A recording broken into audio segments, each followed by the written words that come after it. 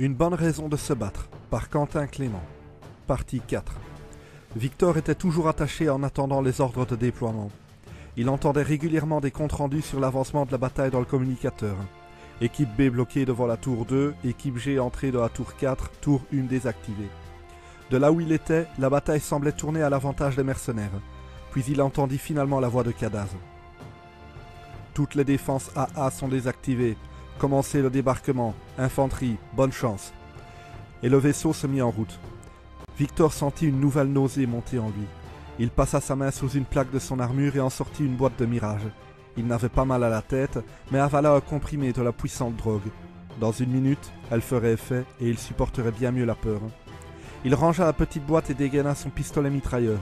Le transporteur avançait vers la base relativement calmement. « Leurs escadrons se replient, le ciel est dégagé !» expliqua le pilote. « Sans le soutien de leur défense AA, notre flotte est trop importante pour eux, » répondit la voix de Cadaz. « Troupes de combat au sol, débarquez et nettoyez la zone. Escadron, restez en alerte. Maintenant qu'ils ont perdu la bataille, Daniels va forcément tenter de fuir. Ne laissez personne décoller. » « Leur infanterie se replie dans le bâtiment principal !» reprit un autre invisible qui semblait au cœur de la bataille. « Nous essuyons de puissants feux des mitrailleuses aux fenêtres !»« Bien, restez à couvert. Attendez que tous les transporteurs aient débarqué et lancé l'assaut. »« Négatif, Cadaz. On va tous crever sous le feu si nous chargeons comme ça. Soutien aérien demandé, que les chasseurs dégomment leurs fenêtres. »« Impossible. Nous ne savons pas où se trouve le paquet. Nous ne pouvons pas risquer sa perte dans une explosion de torpilles. »« Très bien. Attendons renfort. Ensuite on leur met une branlée. »« T'entends ça ?» demanda l'un des mercenaires en tapant un autre du coude. « Ouais, on va aller crever !» répondit l'autre dans un large sourire. « Merde, si j'avais su que c'était dans le contrat, peut-être que je l'aurais lu !» s'écria un troisième. « C'est ça, comme si tu savais lire !» Cette fois, tous les mercenaires présents rirent de mon cœur. Victor souriait. Il était défoncé. C'était normal qu'il ne ressente plus la peur de mourir. Mais ces types, là, ils étaient en pleine forme et en parfaite maîtrise de leurs sens. Et ils riaient à la mort. On aurait même dit qu'ils étaient heureux d'aller se battre. Ils allaient mourir, certains même allaient être brûlés vifs ou coupés en deux et agoniser pendant des heures dans la pire des souffrances. Mais cela ne les arrêtait pas. C'étaient des guerriers ne vivant que pour le combat, amoureux de la violence et des batailles. Ils tuaient sans pitié et mouraient sans regret, sans peur, sans faiblesse, féroces et implacables. Des mercenaires.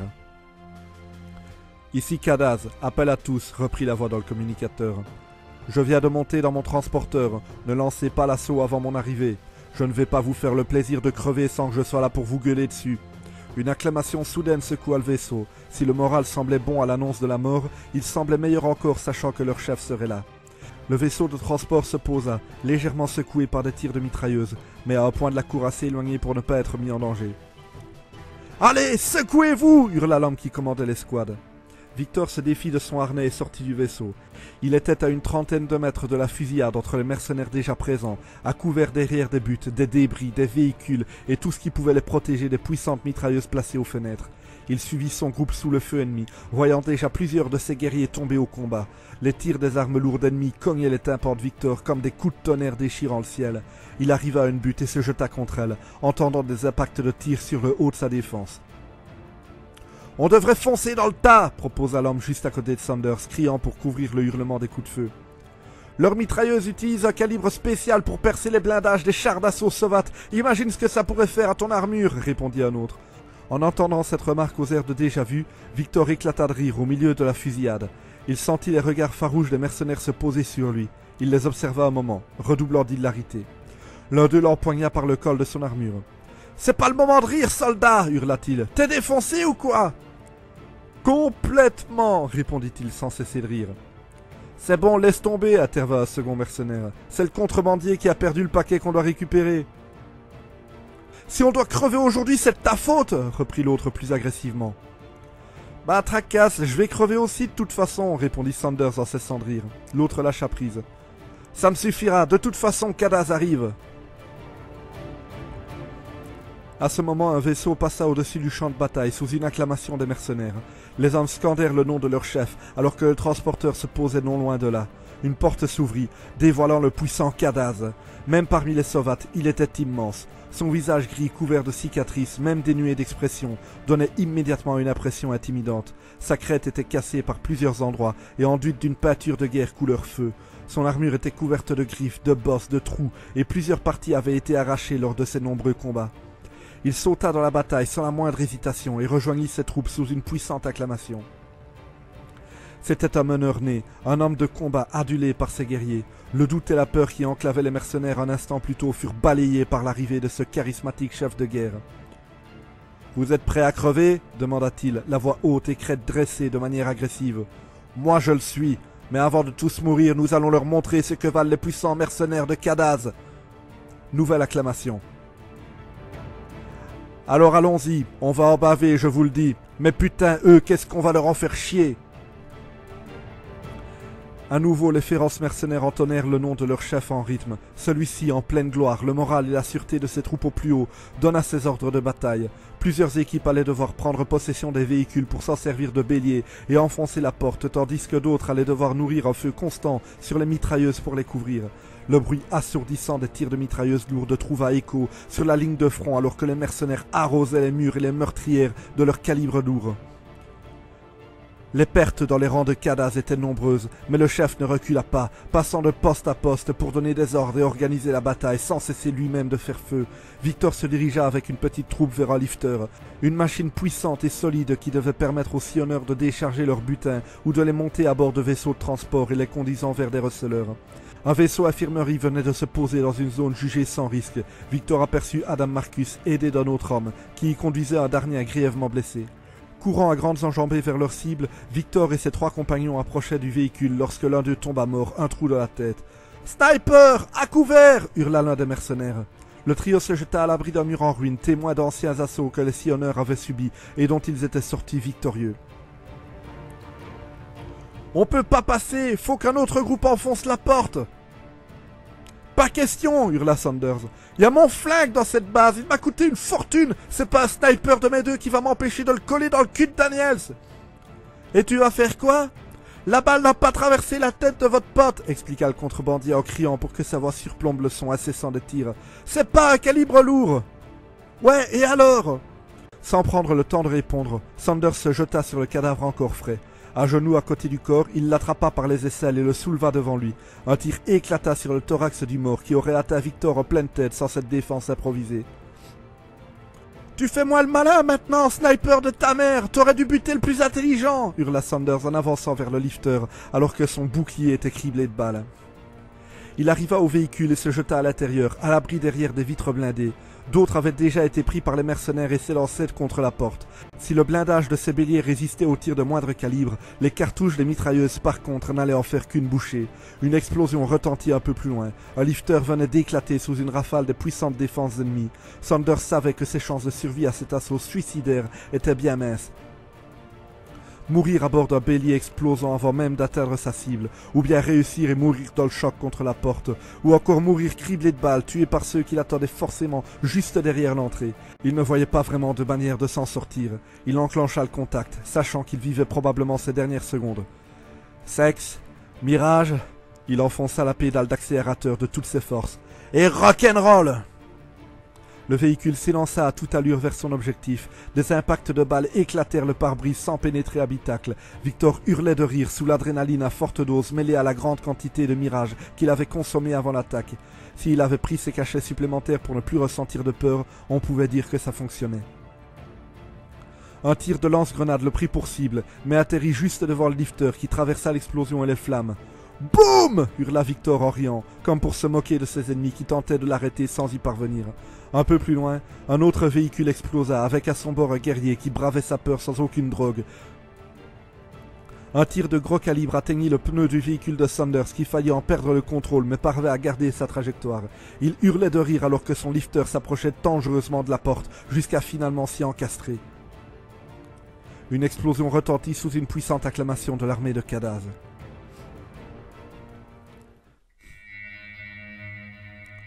J'entends la panique tout autour de moi. Quelqu'un m'agrippe par les épaules. Je ne sens absolument rien, mais je le sais. Il me tire hors de l'habitacle. Je l'entends parler. Il a l'air étonné que je sois vivant. Il dit que mon armure m'a protégé des brûlures, des cris, des coups de feu. Le combat fait rage, je l'entends s'éloigner. Tout est sourd. Je suis loin, je ne suis plus dans l'entrée où la fusillade a lieu. Je crois qu'on m'amène au vaisseau infirmerie. J'entends juste le cri des armes, lointain, et un inconnu qui me dit de tenir bon. Et elle aussi. Je t'entends à nouveau. Tu ne me laisseras jamais dormir tranquille. J'entends toujours ta voix. Ma tête me fait mal, sûrement à cause du choc. Hein? Je ne comprends pas ce que tu dis. Je suis tout près de quoi? C'est toi qui voulais que je récupère la caisse? Attends, réponds-moi! C'est bon, il se stabilise. Mais t'es qui, bordel? Il revient à lui. Réponds! C'est bon, il est tiré d'affaire. Victor reprenait lentement conscience. Un homme en blouse blanche lui tapota la joue. Impressionnant ton attentat suicide, ça barde méchamment là-bas. Victor passa sa main sous les plaques de son armure. Plusieurs avaient été arrachés ou au moins très endommagés. Il trouva heureusement la boîte de mirage qu'il avait emportée avec lui. Il l'ouvrit et en avala 2 comprimés avant de se redresser péniblement. Il était à bord du vaisseau infirmerie, au milieu des cris de douleur et des ordres donnés aux infirmiers dans la panique d'un camp militaire sur le front. Une trentaine de blessés étaient soignés, recousus, ou mis sous calmant pour apaiser la douleur avant qu'ils ne succombent à leurs trop graves blessures. « Qu'est-ce qui se passe dehors » demanda Sanders. « Ils sont rentrés dans la base » répondit le médecin d'un ton pressé. « Pour les détails, prends un communicateur, tu les entendras. Ta vie n'est plus en danger, ce n'est pas le cas de tout le monde. J'ai pas le temps de répondre à tes questions. » Et il se retourna. Victor se leva et tituba maladroitement vers une table sur laquelle était posé le casque d'un blessé. On lui avait retiré le sien. Probablement avait-il été endommagé ou empêchait-il les infirmiers de le soigner. Il enfila celui qu'il avait trouvé. « Équipe Epsilon, aile ouest sous contrôle, attendons instruction. »« Epsilon Alpha, défendez la position, » répondit la voix de Cadaz. « Epsilon Beta, rejoignez-nous aile nord, forte résistance ennemie. On arrive !» Victor reprenait doucement ses forces en écoutant les rapports optimistes des mercenaires qui doucement prenaient la base pièce par pièce. Puis une voix paniquée et connue appela à l'aide. C'était celle d'Adam Marcus. « Forte résistance, aile est, on est pris en tenaille, impossible de faire marche arrière, on se fait plomber !» Rogue Beta, allez leur prêter main forte, ordonna Cadaz. « Tout de suite !»« Ce ne sera pas suffisant, ils sont trop nombreux !»« Négatif, reprit le chef mercenaire. L'aile nord est bien gardée, besoin de tout le monde ici, Rogue Beta devrait être suffisant. »« Ça ne le sera pas !» hurla Marcus avec désespoir. Désolé, Cadaz, terminé. Un temps passa, puis la voix d'Adam reprit. Victor Sanders, si tu m'entends, va sur Tra, à Barcelone. Trouve ma femme, Sarah, et mon fils, dis-leur que je les aime. Dis-leur, Victor! On sentait des larmes dans la voix de Marcus. Un homme qui allait mourir pour un combat qui n'était pas le sien, pour un politicard véreux, pour Jules Verman et ses richesses. Crever pour un enfoiré plein de thunes qui cherchait juste à en avoir plus. C'était ça une bonne raison de se battre? Bonne raison ou pas, c'était pour ça qu'Adam s'était battu. Pour ça qu'il allait mourir. Sanders répondit à la communication. « Tu plaisantes? Je vais pas me taper la route jusque Tra pour passer un message gratuitement à ta femme, c'est super loin !» Marcus ne dit rien. Victor se saisit d'un fusil mitrailleur et avança vers la sortie du vaisseau. « Et je vais plutôt venir te sauver la peau, ça prendra moins de temps !» Adam ne répondit toujours pas. Un infirmier se dressa devant Sanders. « Vous ne pouvez pas aller vous battre, vous n'en êtes pas capable !» Victor hurla à l'attention des médecins. « Hé les gars, il y a un blessé ici, je crois qu'il a le nez cassé !» Et d'un geste envoya un puissant coup de la crosse de son arme en plein visage de celui qui voulait l'empêcher de sortir. Le pauvre tomba en arrière, le cartilage de son nez tordu, d'où s'écoulait du sang avec une bonne pression. Victor avança et marqua un arrêt arrivé à hauteur du blessé. « Pas capable d'aller me battre, tu disais? Toi, t'étais pas capable de m'empêcher de partir, ça t'a pas empêché d'essayer. » Et Victor se mit en route à pas de course. Son armure était dans un état lamentable, il sentait ses jambes lourdes, sa tête tournée. Il remarqua plusieurs fois que sa trajectoire déviait et qu'il était incapable de courir en ligne droite, mais il n'arrêta pas. Il sentit une épaisse goutte de transpiration couler sur son visage. Il y porta une main pour l'essuyer, ne remarquant qu'alors qu'il s'agissait non pas de sueur, mais de sang coulant d'une entaille sur le haut de son front. Il ne ressentait aucune douleur, ni provenant de cette blessure, ni d'ailleurs. Le mirage faisait bien son effet. Il entra dans la bâtisse, il fit une halte. Courir les quelques dizaines de mètres qui séparaient le vaisseau infirmerie de la grande porte l'avait exténué. Il dut reprendre son souffle alors que la tête lui tournait. Il avança, marchant à présent, en direction de l'aile est. Des coups de feu résonnaient en permanence de tous les côtés de ces couloirs aux parois métalliques, portant les stigmates des combats qui venaient d'y faire rage. Des cadavres portant l'armure des mercenaires de Cadasre en recouvraient d'autres qui n'avaient pas d'uniforme. Les murs étaient marqués d'impacts de balles, de traces de brûlures et de sang. Sans cesse sur ses gardes et l'œil aligné sur les organes de visée de son arme, Sanders avançait lentement, concentré et prêt à faire feu. Il entendait les coups de feu de plus en plus proches. « Epsilon Alpha, ici Rogue Beta » hurla le communicateur. « Avons presque atteint votre position, contact ennemi !»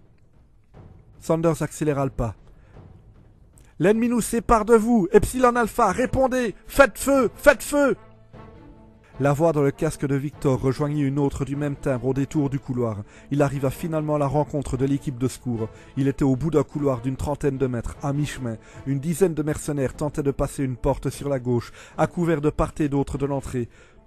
Des tirs ennemis noyaient le passage pour s'écraser sur le mur opposé. « Victor Sanders, je viens à l'aide » se présenta-t-il en rejoignant le groupe. « Bordel, vous êtes en état de vous battre » s'exclama l'autre qui, quelques secondes plus tôt, parlait dans le communicateur, observant le visage à moitié couvert de sang de Victor. « Vu votre situation, vous n'êtes pas en état de refuser de l'aide » le reprit Sanders, forcé de hurler pour couvrir le bruit du tir permanent. « Cette porte mène à une sorte de petite armurerie, la seule pièce qui nous sépare d'Epsilon Alpha. Les pirates ne manqueront pas de munitions et ils en profitent. Impossible de passer ne serait-ce qu'un millimètre de peau sans s'en prendre une. » Un mercenaire reçut alors une balle de plein fouet dans la jambe, le balayant à terre alors qu'il hurlait. Un de ses coéquipiers se précipita pour le tirer hors de danger. « Ça va aller » rassura le blessé, gémissant en comprimant la plaie. « On n'y arrivera pas » souffla le chef d'équipe avant d'enclencher le communicateur. « Epsilon Alpha, si vous êtes en vie, dites-le maintenant ou jamais. Epsilon Alpha ? Et merde !»« Impossible de voir ce qui se passe à l'autre bout de la pièce » expliqua un mercenaire. « Ils sont peut-être toujours vivants. »« Je ne crois pas, l'ennemi a une place trop bien gardée pour qu'on passe. On va quitter la porte et se placer à chaque bout du couloir. Quand ils sortiront, on les prendra en tenaille. »« Mais et s'il y a des survivants chez Epsilon Alpha ?» demanda Sanders. « On n'arrivera pas à passer, je te dis » hurla le chef. « Epsilon Alpha est condamné et nous aussi si on reste là. Alors vous obéissez ou vous mourrez. » « C'est ça ou vous me regardez régler le problème !» Sanders, au pas de course, alla chercher un corps de mercenaire et le ramena. Arrivé à la porte, il le souleva pour le maintenir en position debout. Une pluie de balles perlait toujours dans l'entrée, rendant le passage impossible. Autour de lui, les hommes de Cadaz le regardaient, perplexes. Sanders poussa le corps, vite devenu une cible sur laquelle convergèrent tous les tirs ennemis. En 2 pas, Victor profita de cette diversion et entra dans la salle pour immédiatement se jeter derrière un box de métal incrusté dans le sol. Dès qu'ils le virent, les pirates qui avaient pris le cadavre pour cible firent feu sur lui. Sanders prit une balle dans le mollet juste avant d'atteindre sa planque. Il se colla à cette petite cachette, les coups de feu cognant la paroi juste assez grande pour le protéger, à condition qu'il ne bouge plus. Les balles sifflaient juste au-dessus de lui. La porte n'étant plus dans la ligne de mire adverse, Rogue Beta put forcer le passage. La fusillade qui s'ensuivit fut aussi brève que meurtrière. Ne s'attendant pas à une telle entrée, les pirates furent vite débordés et mis à mort par l'habitude militaire des mercenaires de Cadaz. Victor resta couché sans bouger, attendant que cela passe. Soudain, le silence. Les coups de feu avaient cessé. Le calme après la tempête. Un mercenaire aida Sanders à s'asseoir. Adam entra dans la pièce par une autre entrée, accompagné d'un homme et d'une femme en armure. « On vous doit la peau, une fois de plus, les gars », congratula l'homme. « Ici Rogue Beta », dit le chef dans le communicateur. « Elle est sous contrôle. 3 survivants chez Epsilon Alpha, 2 blessés chez nous. » « Beau travail », répondit la voix de Cadaz. « Une unité médicale est en route vers votre position. Laissez un homme avec les blessés, les autres rejoignez l'aile nord. Daniel, c'est dans ces derniers retranchements. On s'apprête pour l'assaut final. »« Hurrah, chef ! Rogue Beta, terminé. Vous avez entendu, les enfants ?»« Marcus, c'est toi qui restes ici, » ordonna la femme. « Allez, au pas de course !» Et les derniers se mirent en route, hâtés par l'idée de retourner en découdre. « Ces mecs sont fêlés, n'est-ce pas ?» plaisanta Sanders à l'attention d'Adam. « Victor » s'écria ce dernier, en s'accroupissant à côté de lui.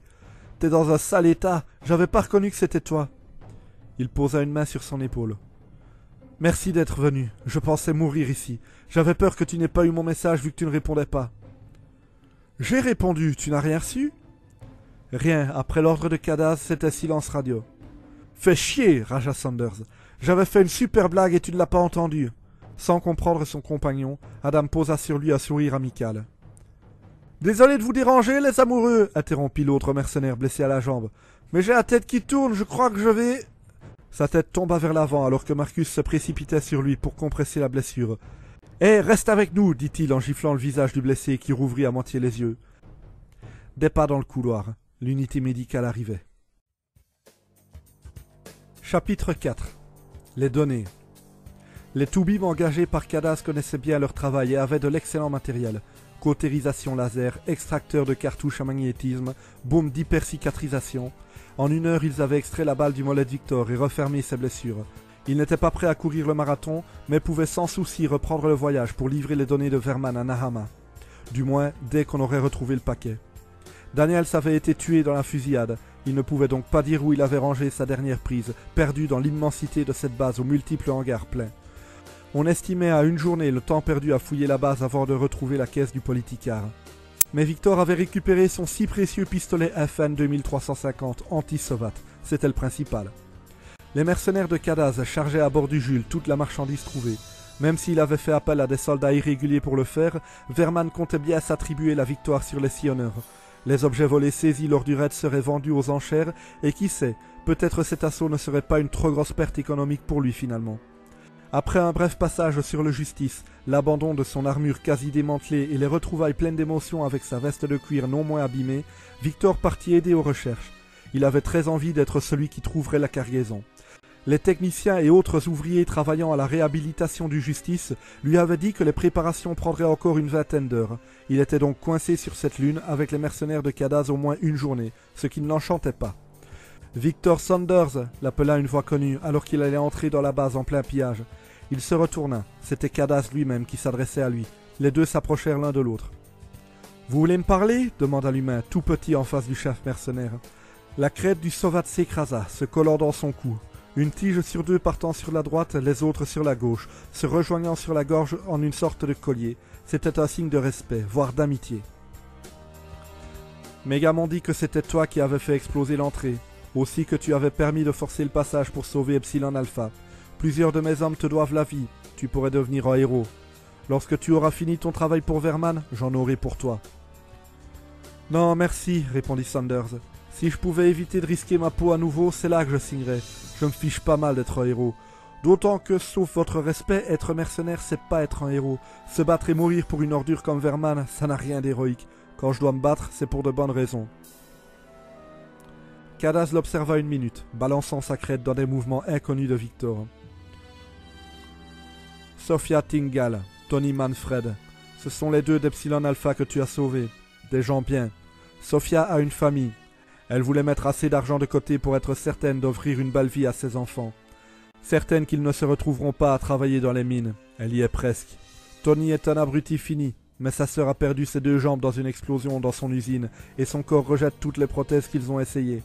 Tony lui envoie la moitié de sa paye après chaque mission. Les voilà, leurs bonnes raisons de se battre.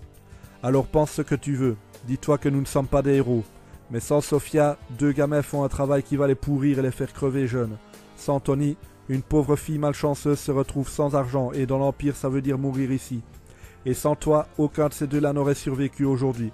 Et si j'ai bien compris, le fils du gars qui a la protection de Verman perdrait son père. Tout cela laissa Victor Saunders songeur. Il aimait assez l'idée que grâce à lui plusieurs personnes allaient vivre plutôt que mourir. Il était fier. « Tu vas aider à la recherche du paquet ?» demanda Cadaz, tirant le contrebandier de ses rêveries. « Oui, plus vite on l'a, plus vite je repars pour Nahama. » Juste un détail. Un peu avant le raid, la balise de la caisse a signalé une anomalie. Quelqu'un l'a ouverte. On a retrouvé le paquet tout à l'heure, mais il était vide. Daniels a dû les planquer quelque part pour essayer de les décoder. Il n'a pas pu avoir le temps de découvrir quoi que ce soit. Et même si c'était le cas, là où il est, il n'en parlera à personne. Victor acquiesça et salua Cadaz avant de repartir. Où Daniels avait pu planquer les données? Victor en avait sa petite idée. C'était pas comme s'il n'était jamais venu dans cette base. Il avait bien fait de ne pas en parler, car là, les fameuses données compromettantes étaient en cours de décryptage et n'attendaient que lui. Il marchait à pas rapide vers le bureau de Daniels. Dans les couloirs, on l'observait avec respect. Certains mercenaires venaient même le saluer, lui tapoter l'épaule et le féliciter pour l'explosion de la porte. Il apprécia chacun de ces moments, vantant son ego s'entraîner. Il ne fallait pas qu'on mette la main sur la cargaison avant lui. Une fois les données trouvées par les sillonneurs, il les avait forcément apportées au bureau de Daniels pour qu'il voie quoi en faire. C'était de la plus pure logique. Malheureusement, Victor n'était pas le seul à s'être fait cette réflexion. Il le comprit en voyant le bureau totalement ravagé, des documents éparpillés, tandis que 3 mercenaires continuaient de fouiller chaque recoin. « Salut les gars !» salua-t-il. On ne lui prêta pas attention, à peine un regard. Je reviens de l'aile Est et il y a une armurerie là-bas. Les types demandent de l'aide parce qu'il y a beaucoup de matériel à récupérer. Un des mercenaires soupira lourdement. Et c'est toi qu'on envoie nous le dire, je le croirais qu'un type en armure le fera. Laisse tomber, Alan, intervint un autre. On perd notre temps ici et j'en ai ma claque de fouiller des papiers. Autant aller là-bas où on est utile. Le troisième acquiesça et le trio quitta le bureau.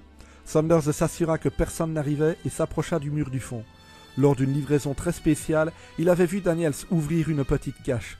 Appuyé sur le bon endroit de la cloison métallique et une petite ouverture cachée s'y ouvrait. Il suffisait d'appuyer sur un bouton situé dedans pour qu'une porte se dévoile sur la réserve personnelle de Vasquez de Daniels. S'il était en train d'analyser le paquet juste avant l'attaque, il n'était pas improbable qu'il l'ait planqué là à l'arrivée de la flotte de Cadaz. C'était d'ailleurs le cas. Un mini-ordinateur relié à deux petits boîtiers. L'un d'eux, marqué Jules Verman, était sans aucun doute celui qui contenait les accords commerciaux de trafic d'androïdes. L'écran du mini-ordinateur affichait « Copie épurée terminée ». C'était une technique de décryptage qu'adorait Daniels. Cela ne nécessitait aucune compétence, juste un programme qui analysait les données d'un support, localisait et isolait les programmes de sécurité et copiait tout le reste sur un autre support. Bon, évidemment, il ne fallait pas que la protection des données soit trop poussée, mais apparemment Verman avait assez confiance en Marcus pour penser que jamais elle ne tomberait entre les mains de quelqu'un qui cherchait à les décrypter. Victor repensait aux paroles du politicien. Je n'ai aucune envie de laisser le temps à ces pirates de décoder mes données et d'ensuite pouvoir me faire chanter. Faire chanter Verman en menaçant de dévoiler son trafic? Mais quelle bonne idée. Saunders attrapa le boîtier avec les données épurées et l'enfonça dans l'une de ses poches. Avant de quitter la pièce, il s'offrit en bonus une bouteille de Vasquez qu'il comptait bien boire à la santé de Daniels qui ne l'ouvrirait jamais. Ça et une partie du contenu d'une petite caisse traînant dans le fond de la cache. Saunders y trouva une centaine de mérites avec une sorte de petit pendentif. Accroché à une chaîne, une petite pyramide dorée décorée d'entrelacs grossiers. Tout ça n'était pas perdu pour tout le monde. Victor mit tout dans ses poches et se saisit du boîtier portant le nom de son propriétaire pour le ramener. Cadaz attendait dans l'entrée. On avait retrouvé la caisse de Verman vide, elle était posée à ses pieds en attendant de récupérer son contenu initial. Saunders arriva, brandissant fièrement les données enfin retrouvées. La crête du Sovat signala un profond soulagement. Je commençais à croire qu'on ne remettrait jamais la main sur cette merde. T'es parti 2 minutes et tu reviens avec. Tu savais où c'était planqué, n'est-ce pas? Non, répondit Victor. Je suis juste un vrai héros. La crête frétilla d'amusement. Ouais, je m'en fous de comment tu savais où chercher. Au moins, je sais qu'on va vite pouvoir quitter ce caillou. Saunders céda l'appareil au Sovat qui interpella un de ses hommes pour lui ordonner de prévenir Verman, tandis que le contrebandier repartait vers le justice prendre un repos bien mérité.